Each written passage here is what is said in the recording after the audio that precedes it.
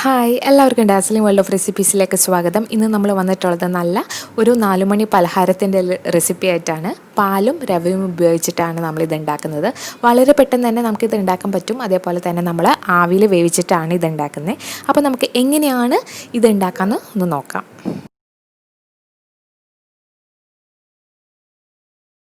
അപ്പോൾ ആദ്യം തന്നെ ഒരു ബൗൾ എടുക്കുക. അതിലേക്ക് നമുക്ക് 1 കപ്പോളം റവ ചേർത്ത് കൊടുക്കാം. ഇത് 250 ml കപ്പിലാണ് നമ്മൾ റവ ചേർത്ത് കൊടുത്തിരിക്കുന്നത്. വറുത്ത റവയായാലും വറുക്കാത്ത റവയായാലും കുഴപ്പമൊന്നുമില്ല.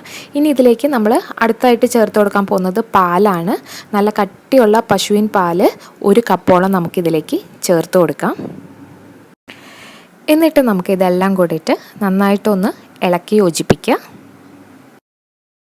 ഇനി അടുത്തത് മധുരത്തിന് വേണ്ടിയിട്ട് നമുക്കൊരു 3/4 കപ്പോളം പഞ്ചസാര കൂടെ ചേർത്ത് കൊടുക്കാം. എന്നിട്ട് നമുക്കിത് നന്നായിട്ടൊന്ന് മിക്സ് ചെയ്ത് കൊടുക്കാം.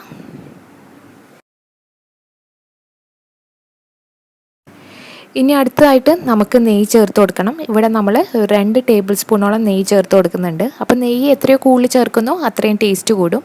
എന്നിട്ട് ഒന്ന് മിക്സ് ചെയ്തെടുക്കുക. ഇനി നമുക്ക് ഇതൊരു 20 മിനിറ്റോളം റെസ്റ്റ് ചെയ്യാൻ വേണ്ടി വെക്കണം. നമ്മുടെ റവയൊക്കെ കുതിരണം, ഈ പാലിൽ നന്നായിട്ട് കുതിർന്ന് കിട്ടണം. അതേപോലെ തന്നെ പഞ്ചസാരയൊക്കെ നന്നായിട്ട് അലിഞ്ഞ് ഇതിൻ്റെ ഒപ്പം യോജിക്കണം. ഇപ്പോൾ നമ്മുടെ ഒരു 25 മിനിറ്റോളം കഴിഞ്ഞിട്ടുണ്ട്. നന്നായിട്ടൊന്ന് മിക്സ് ചെയ്തെടുക്കുക. റവയൊക്കെ നന്നായിട്ട് കുതിർന്ന് കിട്ടിയിട്ടുണ്ട്. ഇനി അടുത്തതായിട്ട് നമുക്കിതിലേക്ക് ഒരു 3/4 ടീസ്പൂണോളം ബേക്കിംഗ് പൗഡർ ചേർത്ത് കൊടുക്കണം.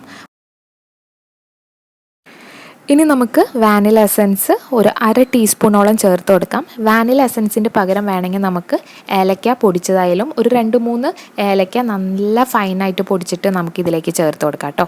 അപ്പോൾ നമ്മുടെ ഒരു പ്ലെയിൻ ടേസ്റ്റ് മാറിയിട്ട് നല്ലൊരു ഫ്ലേവർ കിട്ടാൻ വേണ്ടിയിട്ടാണ്. അപ്പോൾ ഒന്നുകിൽ വാനില എസൻസ് ചേർത്ത് കൊടുക്കുക, അല്ലെങ്കിൽ ഏലക്കപ്പൊടി ചേർത്ത് കൊടുക്കാം. എന്നിട്ട് എല്ലാം കൂടെ നന്നായിട്ടൊന്ന് ഇളക്കി യോജിപ്പിക്കുക. നമ്മുടെ ഈ ബേക്കിംഗ് പൗഡർ നമ്മുടെ ഈ ബാറ്ററിൻ്റെ എല്ലാ ഭാഗത്തും എത്തുന്ന രീതിയിൽ നന്നായിട്ടൊന്ന് മിക്സ് ചെയ്തെടുക്കുക.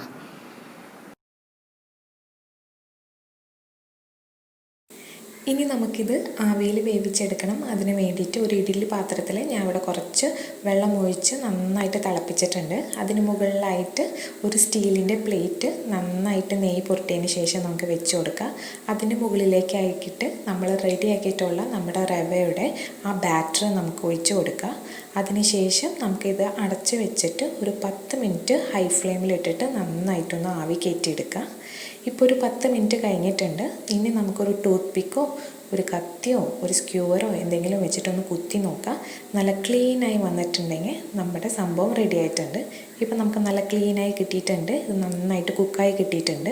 ഇപ്പോൾ ഇത് ക്ലീനായി വന്നിട്ടില്ലെങ്കിൽ കുറച്ച് നേരം കൂടെ ഒന്ന് ആവി കയറ്റി എടുത്താൽ മതി കേട്ടോ. ഇനി നമുക്ക് ഇത് നന്നായിട്ട് തണുത്തതിന് ശേഷം നമുക്കൊരു കത്തി ഉപയോഗിച്ചിട്ട് ഇത് മുറിച്ചെടുക്കാം. അപ്പോൾ നല്ല സോഫ്റ്റായിട്ടുള്ള ഒരു പലഹാരമാണിത്. അപ്പോൾ എല്ലാവരും ഒന്ന് ട്രൈ ചെയ്ത് നോക്കുക. ഇത് കഴിക്കാനും നല്ല ടേസ്റ്റാണ്. വളരെ പെട്ടെന്ന് തന്നെ നമുക്ക് ഉണ്ടാക്കിയെടുക്കാനും പറ്റും.